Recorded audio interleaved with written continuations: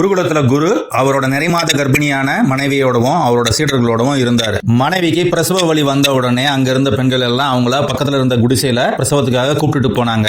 அந்த நேரத்துல மன்னரோட ஆட்கள் வந்து குருவை பார்க்க போறேன்னு சொன்னதால குரு சிஷ்யன் கிட்ட நீ கூட இருந்து இது எல்லாத்தையும் பாத்துக்கோ, நான் ராஜாவை போய் பார்த்துட்டு வந்துடுறேன்னு போயிட்டாரு. கொஞ்ச நேரத்துல குடிசையில இருந்து குழந்தை அழுகுற சத்தம் கேட்டுச்சு. அப்பாடா குழந்தை பிறந்துச்சு நிம்மதியா இருந்தவருக்கு குடிசையில இருந்து யாரோ ஒருத்தர் வெளியே வரத்த பார்த்தாரு. உடனே அவரை போய் கையை பிடிச்சிட்டாரு. யாரு நீங்கன்னாரு. இதை கேட்ட உடனே அந்த வந்தவர் ரொம்ப திடுக்கிட்டு போயிட்டாரு. நான் யாரோட கண்ணுக்கும் தெரிய மாட்டேன், உன் கண்ணுக்கு மட்டும் எப்படி தெரியறாரு. என்கிட்ட அதுக்கான சக்தி இருக்கு, எனக்கு குரு அந்த சக்தியை கொடுத்திருக்காரு, உண்மையை சொல்லுங்க நீங்க யாருன்னா. வந்தவர் சொன்னாரு, நான் தான் பிரம்மா, பிறந்த குழந்தையோட விதியை அதோட நெத்தியில எழுதிட்டு நானு வெளியே போயிட்டு இருக்கேன். வழக்கமா நான் யார் கண்ணுக்கும் தெரிய மாட்டேன், இன்னைக்கு நீ என்ன பிடிச்சிட்ட, என்ன போக விடுனாரு. இதை கேட்ட சிஷ்யன், நான் உன்னை விட மாட்டேன், குருவோட பையனோட விதி என்னன்றதை என்கிட்ட சொன்னா மட்டும் தான் உன்னை போக விடுவேன், இல்லைன்னா எல்லாரையும் கூப்பிடுவேன். பிரம்மாவும் வேற வழி இல்லாம அந்த பையனோட விதி இதுதான், அந்த பையன் எவ்வளவுதான் உழைச்சாலும் அந்த பையனுக்கு ஒரு கட்டு புல்லும் ஒரு பசுமாடும் தான் சொந்தம், அதை தாண்டி அவனால எப்பயும் எதையும் சம்பாதிக்க முடியாதுன்னு போயிட்டாரு. இதை கேட்ட சிஷ்யன் ரொம்ப சோகமாயிட்டான். நம்மளோட குரு எவ்வளவு பெரிய ஆளு, அவரோட பையனுக்கு இவ்வளவு மோசமான ஒரு விதியை பிரம்மா எழுதியிருக்காரு, இதை எப்படி மாத்துறதுன்னு தெரியாம முடிச்சிட்டு இருந்தான். குரு வந்தாரு, அவர்கிட்ட அந்த குழந்தையை கொடுத்துட்டு அவன் ஆசிரமத்தை விட்டு வெளியேறிட்டான். அவனோட வாழ்நாள் முழுவதையும் இந்த விதியை எப்படி மாத்துறதுன்னு யோசிக்கிறதுலயே கழிச்சான். ரொம்ப வருஷங்கள் கழிச்சு இந்த விதியை மாத்துறதுக்கான வழி அவனுக்கு கிடைச்சது. அவன் உடனே குருவோட பையனை பார்க்கறதுக்காக வேகமா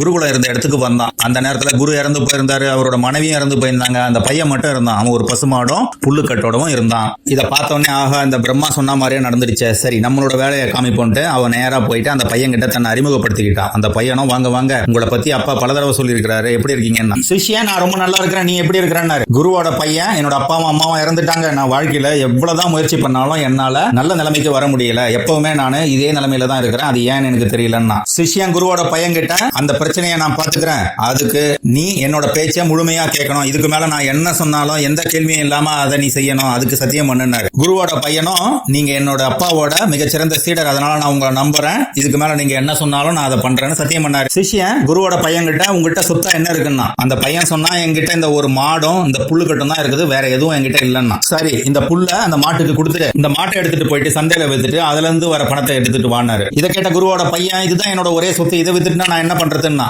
சிஷ்யன் சொன்னா, நான் சொல்றதுக்கு எந்த மறுபேச்சும் பேசக்கூடாது, போய் அதை வித்து பணத்தை எடுத்துட்டு வானாரு. குருவோட பையன் சந்தைக்கு போனா மாட்டை வித்தான், அதுல இருந்து வர பணத்தை எடுத்துட்டு வந்து குருவோட சிஷ்யன் கிட்ட கொடுத்தான். சரி, இந்த பணத்தை எடுத்துட்டு போயிட்டு உனக்கு என்ன தேவையோ அதை வாங்கிக்கோ, மிச்ச பணத்தை வர வழியில எல்லாருக்கும் தானமா கொடுத்துட்டு திரும்பி வா, வரும்போது உங்ககிட்ட எந்த பணமும் இருக்கக்கூடாது, வரும்போது வெறுங்கையோட தான் வரணும்னு சொல்லி அனுப்பிச்சு வச்சாரு. குருவோட பையனும் நேரா கடைக்கு போனா அவனுக்கு தேவையான பொருட்களை வாங்கிக்கிட்டான். திரும்பி வரும்போது மிச்சம் இருக்கிற பணத்தை எல்லாம் அங்க இருக்கிற வறியவர்களுக்கு தானம் பண்ணிட்டு திரும்பி வந்துட்டான். வந்தவன், என்கிட்ட இருந்த ஒரே பசுவும் இன்னைக்கு போயிடுச்சே, நாளைக்கு நான் என்ன பண்ணுவேன்னு சோகமா கேட்டான். சிஷ்யன் சொன்னா, கவலைப்படாத, அதுக்கான பிரச்சனை எல்லாம் இன்னையில இருந்து ஆனா சரியாயிடும், நீ நிம்மதியா போய் தூங்குன்னு அனுப்பிச்சு வச்சிட்டாரு. மறுநாள் காலையில குருவோட பையன் வெளியே வந்து பாக்குறான், ஒரு பசுவும் ஒரு கட்டு புல்லும் இருக்கு. இதை பார்த்த உடனே அவனுக்கு ஆச்சரியம், இது எங்க இருந்து வந்துச்சுன்னு குருவோட சிஷ்யன் கிட்ட வந்து கேட்டான். குருவோட சிஷ்யன் சொன்னா, எந்த கேள்வியும் கேட்காத, அமைதியாயிரு, இன்னைக்கும் இந்த பசுமாட்டையும் அந்த புல்லுக்கட்டையும் எடுத்து போய் வித்துரு, அதுல இருந்து வர பணத்துல உனக்கு என்ன தேவையோ வாங்கிக்கோ, மிச்சத்தை வறியவர்களுக்கு தானம் பண்ணிடுன்னு சொல்லி அனுப்பிச்சு வச்சிட்டாரு. அதே மாதிரியே பையன் போனா பசுமாட்டையும் புல்லுக்கட்டையும் வித்தான், அதுல இருந்து வந்த பணத்துல அவனுக்கு என்ன தேவையோ வாங்கிக்கிட்டான், மிச்சம் இருக்கிற பணத்தை தேவையானவங்களுக்கு தானம் பண்ணிட்டு வெறுங்கையோட வீட்டுக்கு திரும்பி வந்தான். இதே மாதிரி பல நாட்கள் தொடர்ந்து இதே நடந்துகிட்டு இருந்தது. அந்த பையன் காலையில எழுந்துக்கும் போது ஒரு கட்டு புல்லும் ஒரு பசுமாடும் இருக்கும், அதை எடுத்துட்டு போய் வித்துருவான், அவனுக்கு தேவையான பொருட்களை வாங்கிப்பான், திரும்பி வரும்போது மிச்சம் இருக்கிற பணத்தை அங்க இருக்கிறவங்களுக்கு தானமா கொடுத்துருவான். மறுநாள் காலையில மறுபடியும் ஒரு கட்டு புல்லும் ஒரு பசுமாடும் இருக்கும். இதே மாதிரி நடந்துட்டு இருக்கும் போது ஒரு மாதங்கள் கழிச்சு குருவோட சிஷ்யன் இரவு நேரத்துல அமைதியா குடிசை பக்கத்துல காத்துக்கிட்டு இருந்தாரு. அந்த நேரத்துல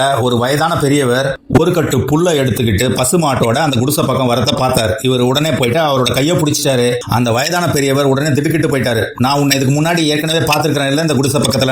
குருவோட சிஷ்யன் சொன்னா, ஆமா, இந்த பையனோட தலையில நீங்க விதியை எழுதும் போது நான் உங்களை பிடிச்சேன், அதுக்கப்புறமா நான் இப்பதான் பாக்குறேன். வந்தவர் சொன்னாரு, வழக்கமா நான் யார் கண்ணுக்கும் தெரிய மாட்டேன், அது என்னவோ உன்னோட கண்ணுக்கு மட்டும் நான் தெரியறேன், இப்ப என்ன வேணும் சொல்லுன்னாரு. சிஷ்யன் சிரிச்சுக்கிட்டே கேட்டான், எப்படி இருக்கிறீங்கன்னு. பிரம்மா சோகமா சொன்னாரு, இந்த பையன் அந்த பசுமாட்டையும் புல்லுக்கட்டையும் தினமும் வித்துறான், இவனோட விதிப்படி ஒவ்வொரு நாள் காலையிலயும் இவனுக்கு ஒரு பசுமாடும் புல்லுக்கட்டை இருக்கணும், இந்த பையன் அதை வித்துறதால நான் ஒவ்வொரு நாளும் ஒரு பசுமாடும் ஒரு புல்லுக்கட்டும் ஓட்டிட்டு வந்து இந்த பையனோட குடிசையில கட்ட வேண்டியதா இருக்கு, இரவு நேரத்துல இந்த வேலையை செய்யறதால எனக்கு ஒரு மாதமா தூக்கமே இல்ல, நான் ரொம்ப சோர்ந்து போயிட்டேன்னாரு. சிஷ்யன் சிரிச்சுக்கிட்டே, இந்த நிலைமை உங்களுக்கு வரும் காலத்துல முழுவதும் வரும், நான் தான் அந்த பையனை அது மாதிரி பண்ண சொன்னேன், அவன் தினமும் இது மாதிரி விற்பான், அவனோட விதிப்படி அவனுக்கு ஒரு பசுமாடும் புல்லுக்கட்டும் கொடுக்க வேண்டியது உங்களோட கடமை, நீங்க இது மாதிரி பல ஆண்டுகள் செய்யற மாதிரி இருக்கும். பிரம்மா அதிர்ச்சி ஆயிட்டாரு, இது மாதிரி பண்ணாத, தயவு செஞ்சு எனக்கு உதவி பண்ணுனாரு. சிஷ்யன் சிரிச்சுக்கிட்டே, அப்ப என்னோட குருவோட பையனோட விதியை மாத்தி எழுதுங்க, அவன் வாழ்க்கையில உயர்ந்த நிலைமையில இருக்கிற மாதிரி அவனோட விதியை மாத்தி எழுதுங்கன்னா. பிரம்மா, அது முடியாத, ஒரு முறை விதியை எழுதிட்டு அதை மாத்தி எழுத முடியாது, அது இறைவனோட கட்டளைனாரு.